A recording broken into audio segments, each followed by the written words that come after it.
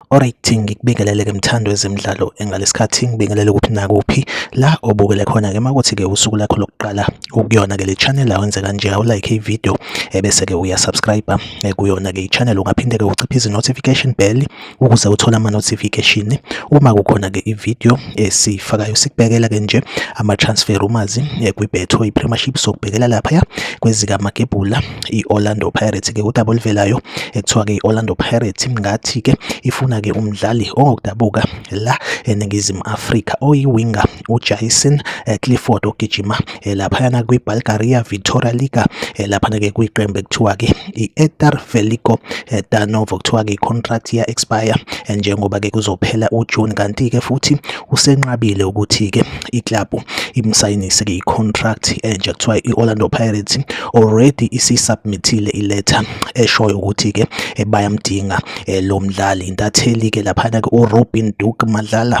osebenza-ke kuyona-ke laphana-ke i-Sports Wire okuyiphephandaba-ke elikhuluma-ke ngezemidlalo uyaqinisekisa ukuthi-ke i-Orlando Pirates isisubmithile iletha yokuthi-ke kufunakala yena uJason Clifford oyi-winger from la eNingizimu Afrika. Iyona update engiyiphethe-ke njengamanje. Like ividiyo, usubscribe kuyona-ke i-channel. Mina nawe ngizohleze ngikhona ngulethela-ke ama-transfer rumors including nama-confirmed transfers. Okwamanje-ke ividiyo yethu asibambe la, nisale kahle.